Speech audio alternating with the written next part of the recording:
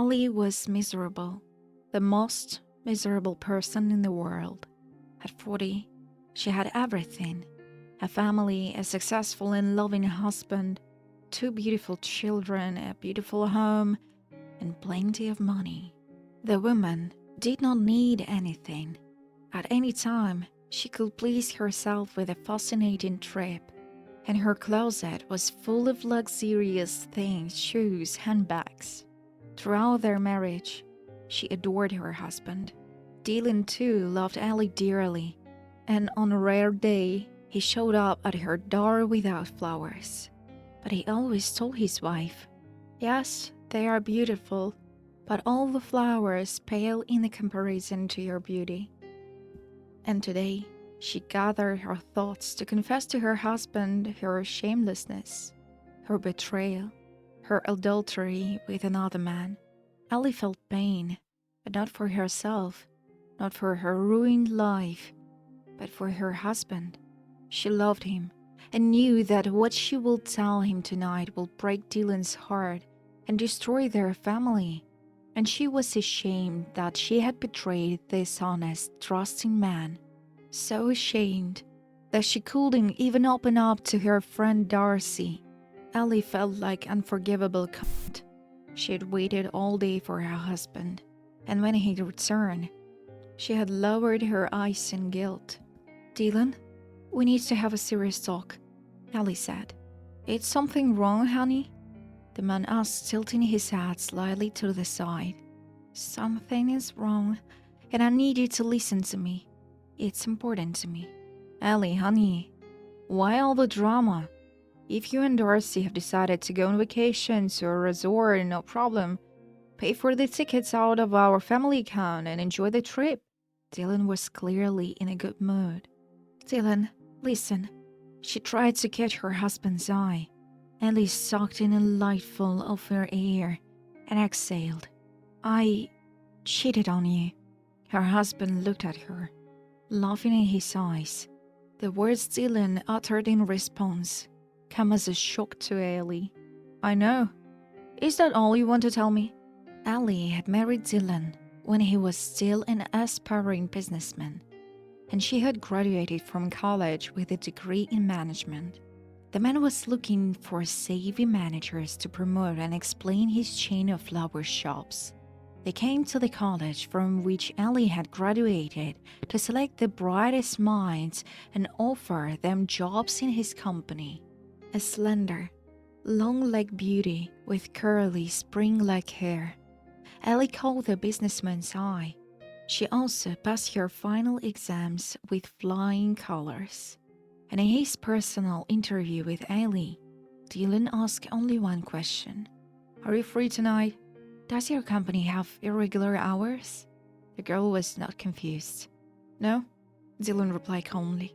"But in my future family, a wife should always be free for her husband in the evening." So without flowers and a ring and a velvet box, he made it clear to Ali that he will be taking her to the wedding tomorrow. Dylan always had a clear plan that he followed. The budding businessman believed that principle and consistency in action were the key to successful business. The same approach to life was applied to his family. In their first year of marriage, Ali gave birth to a son and daughter a few years later.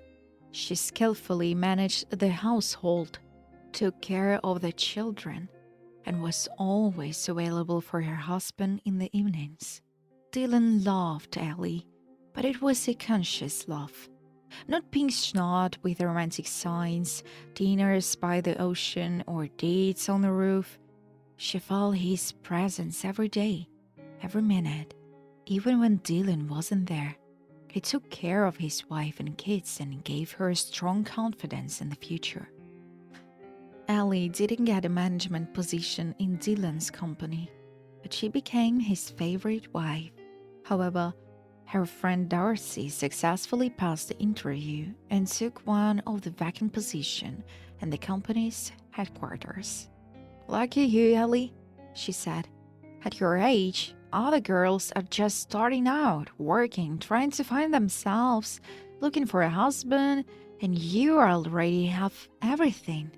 Oh, don't be jealous, dear, Ellie joked. I'm really lucky to have Dylan, though. He's great, and our kids are great. Darcy was always unlucky with guys, so she envied her friend. How are things going with that handsome guy you picked up at the coffee shop a month ago? Ellie asked. Oh, you must remember something. Darcy waved her hands at her.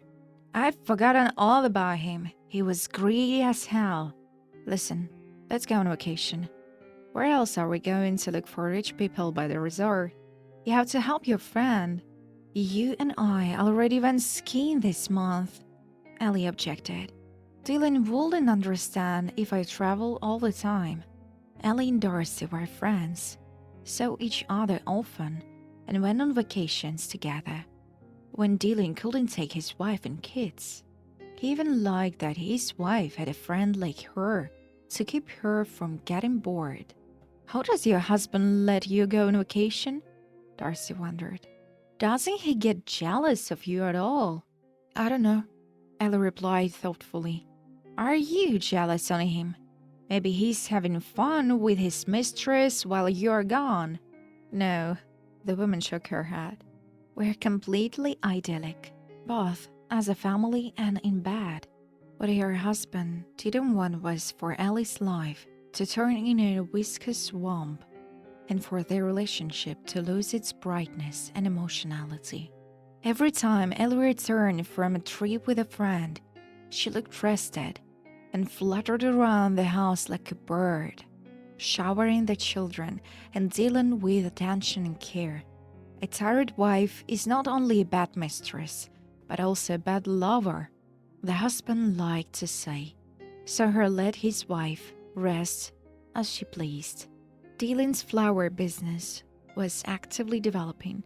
He has already gone far beyond the borders of the state. The company was expanding supplies, concluded all new extracts for their supply of flowers. On the 15th anniversary of the company, Dylan decided to organize the opening of a new showroom in the heart of the city, with a luxurious reception to which were invited businessmen, famous and influential people, partners, as well as the popular representatives of show business. Ellie's husband had been preparing for the opening for 6 months.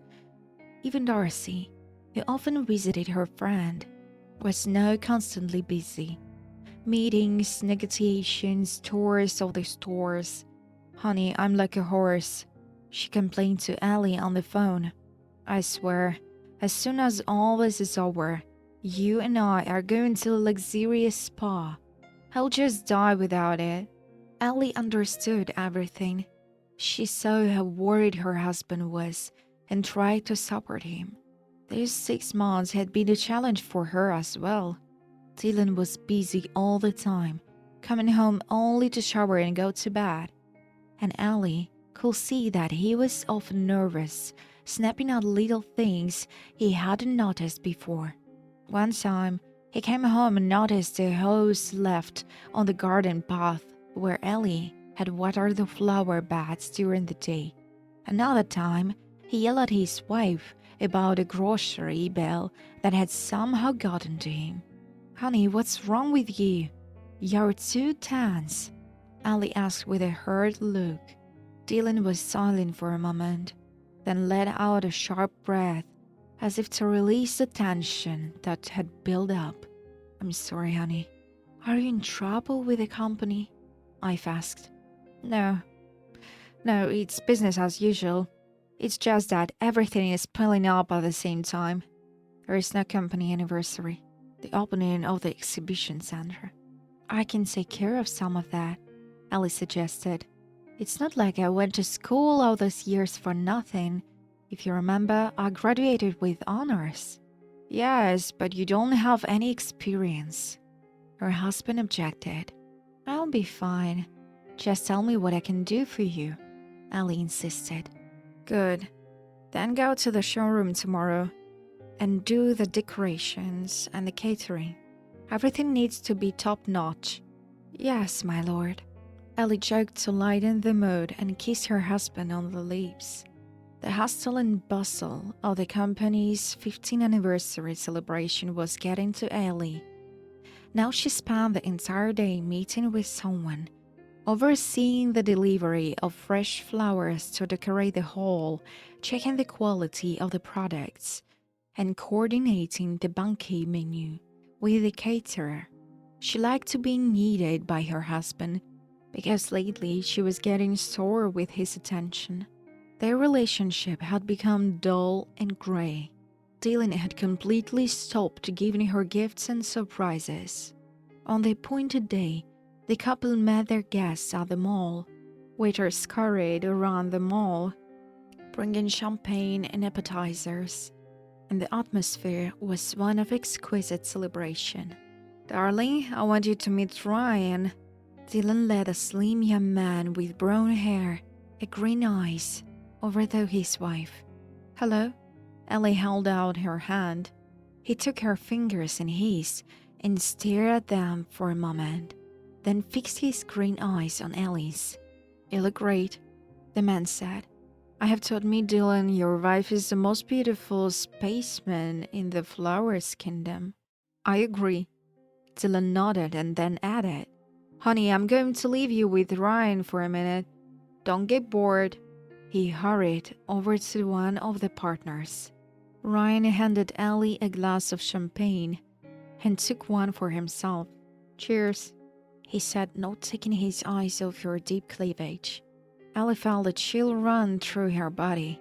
There was something about this young, confident man that made her heart race.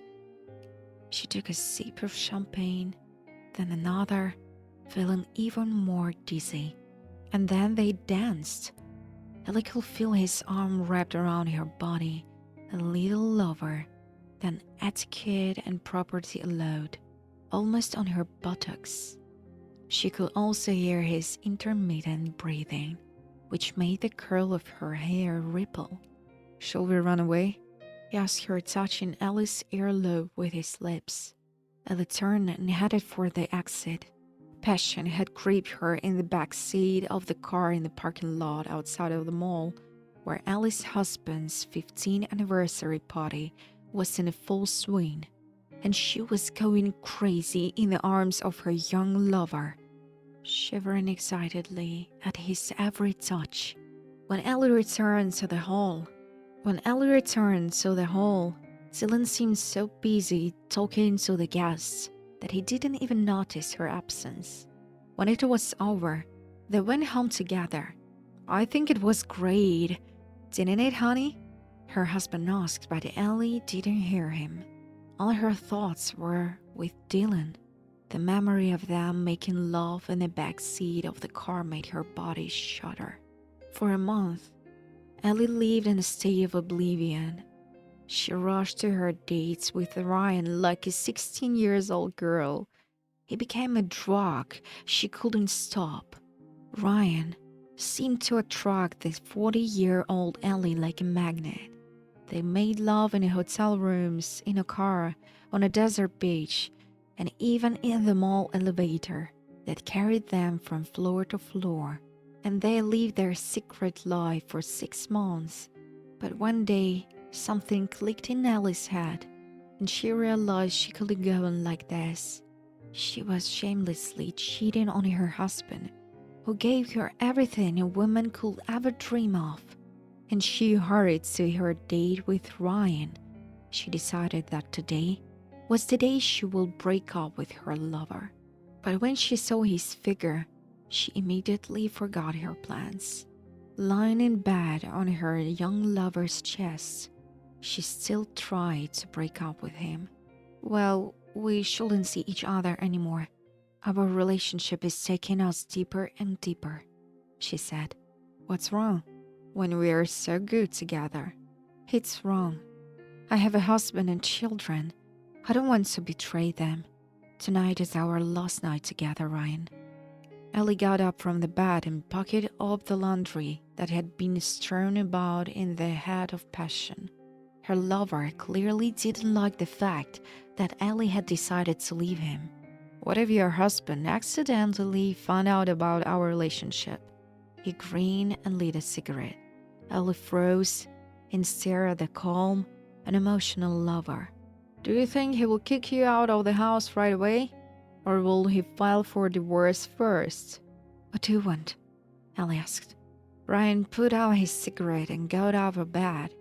Pulling on jeans, he walked over to Ellie and wrapped a lock of her hair around his finger, breathing in her hand.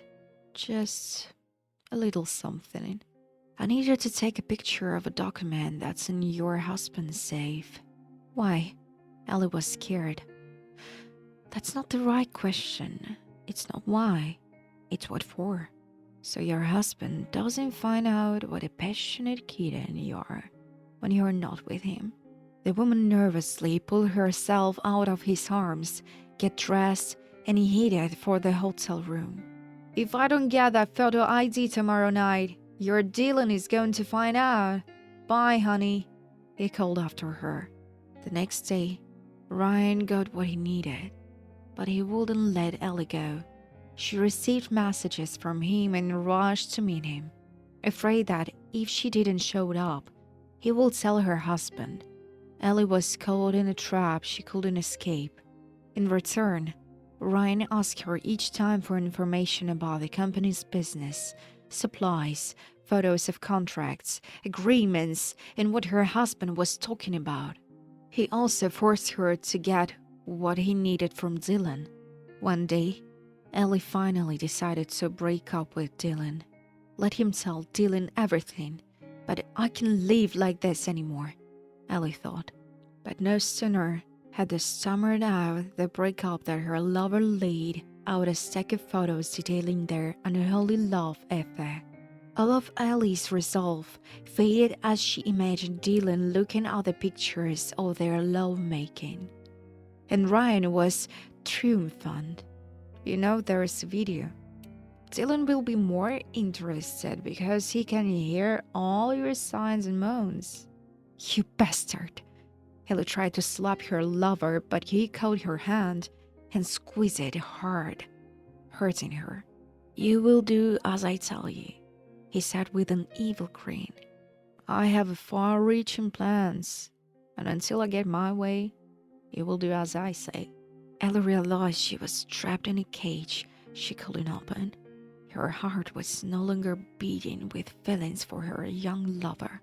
She hated him with all her soul, but most of all, she feared that her husband will see the evidence of her infidelity, hear her moaning on the video, and see her wringing in Ryan's arms. She was excruciatingly ashamed and frightened. That afternoon, Ellie turned off her cell phone. She wanted for her husband to confess his infidelity. Dylan had always loved her. He had to realize that she had been victimized by Ryan, who had seduced Ellie to get his dirty hands on her husband's business. She felt doubly betrayed, because not only had she betrayed her husband, but Ellie had betrayed everything he had done for her and their children all those years. But she couldn't hold all that dirt in any longer. Dylan's cart pulled into the driveway. Ellie looked at him and realized that the conversation she had prepared for could completely undo everything between them. Honey, are you home? She heard her husband's voice. Yeah, I'm waiting for you. Dylan, I need to talk to you. Is something wrong? He put the bag on the nightstand and took off his jacket. Sit down, please. Don't interrupt me. It's really hard for me to talk right now. What's wrong, honey? Seeing that Ellie was very upset and nervous, Dylan tried to hug his wife. Wait, just listen. Okay. The man settled down on the couch and prepared to listen. In general, I cheated on you, Ellie said, not daring to raise her ears to her husband. Or rather, I've been cheating on you for a long time. I'm a witch, a traitor. You can file for divorce and kick me out of the house. I will figure it out. I don't know how this ever happened to me. Dylan was silent.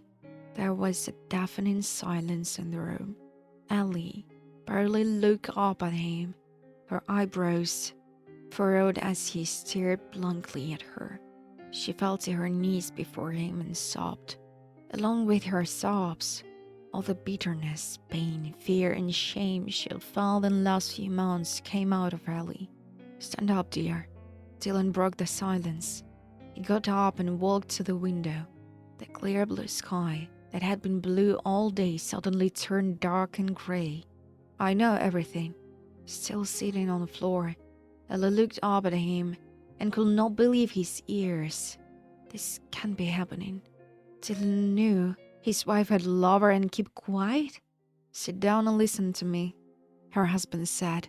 Ellie obediently sat down in the chair across from him, her heart pounding so hard it threatened to burst out of her chest. "I'm the one who pushed you to Ryan. Company security told me there was a mole inside the company who was digging up information for my competitors. With some simple math, we figured out it was Ryan." "Why would I have anything to do with that?" Ellie asked timidly, not understanding. "I realized that only you had access to the most important documents. I always take the papers out of the office and kept them in a safe at home. Sooner or later, Ryan, having gained your trust, will have asked you to get them from him. Am I right?" "Yes," Ellie said in shock.